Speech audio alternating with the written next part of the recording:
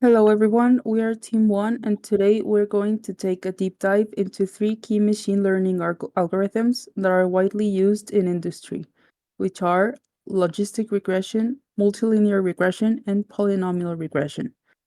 These models help us make decisions, predict outcomes, and understand patterns in data. We will also look at examples and real-world applications so it's easy to follow, even if you're not a data scientist. To start, what is machine learning? It's a branch of artificial intelligence where computers learn from data, just like we learn from experience, so they can make predictions or decisions on their own. For example, predicting whether a transaction is fraudulent or how much a house might cost. The more data these systems see, the better they get. Let's begin with logistic regression. This is a model used when we're trying to predict a yes or no predict decisions, like whether a patient has diabetes or not. It works by calculating a probability between 0 and 1 using a curve called the sigmoid function. What makes it powerful is that it's simple, fast, and you can understand exactly what each variable is doing in the prediction.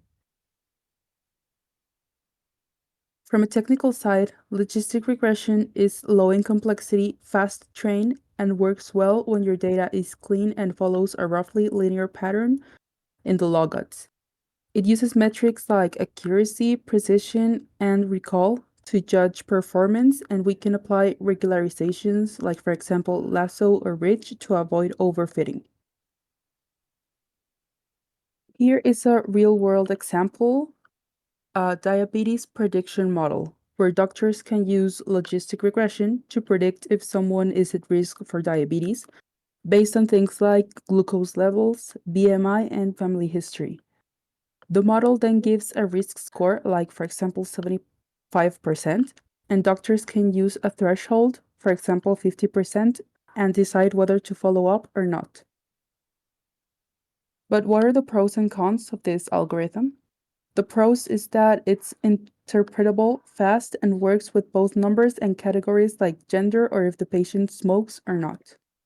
On the downside, it struggles with nonlinear relationships and can underperform if you have imbalanced data, like very few positive cases, or in other words, strange diseases. Now, moving on to multilinear regression.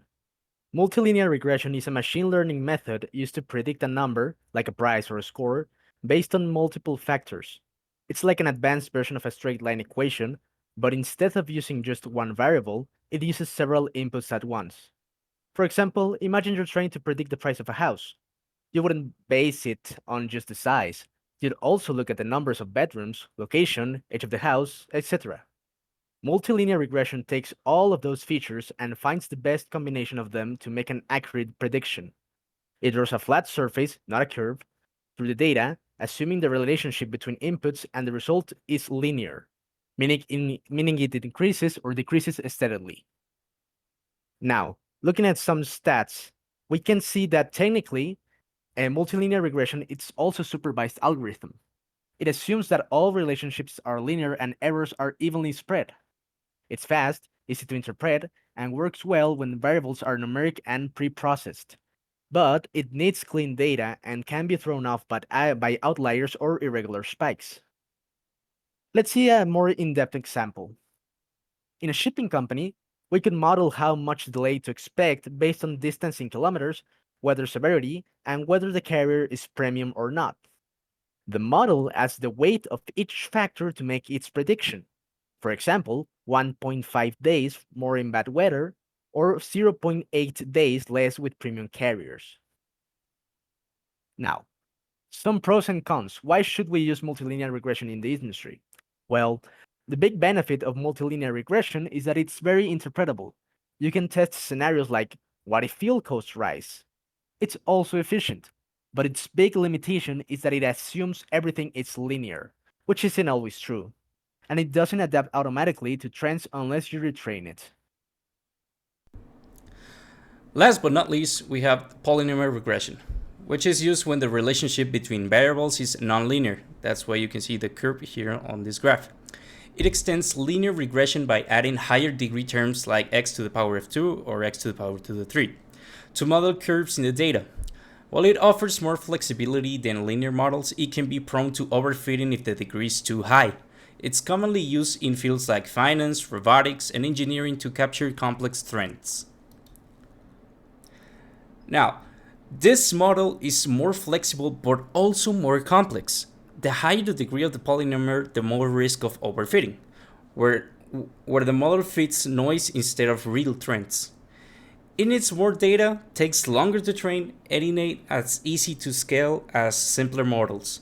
But it still uses standard metrics like r to the power of 2, MSE, and RMSE, and we can regularize it using it just like the other ones. Now here's a quick example. In robotics, polynomial regression is used to design smooth movements. For example, moving a robotic arm so it doesn't just jerk from point A to point B. As you can see here, we can assume that the arm's position is determined by this equation, where the first term controls the arm's starting speed, the second term adds gradual acceleration and deceleration, and the third term makes the movement extra smooth, just like how our limbs move.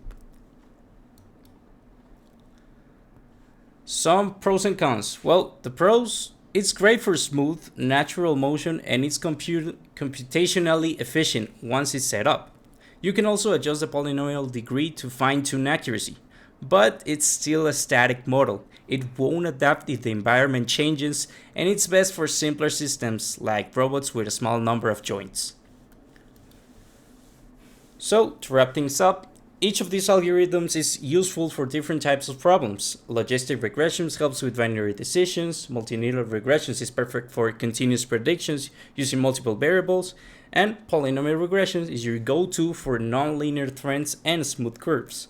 Whether it's diagnosing patients, forecasting demands, or programming robots, these models form the foundation of many real-world machine learning applications.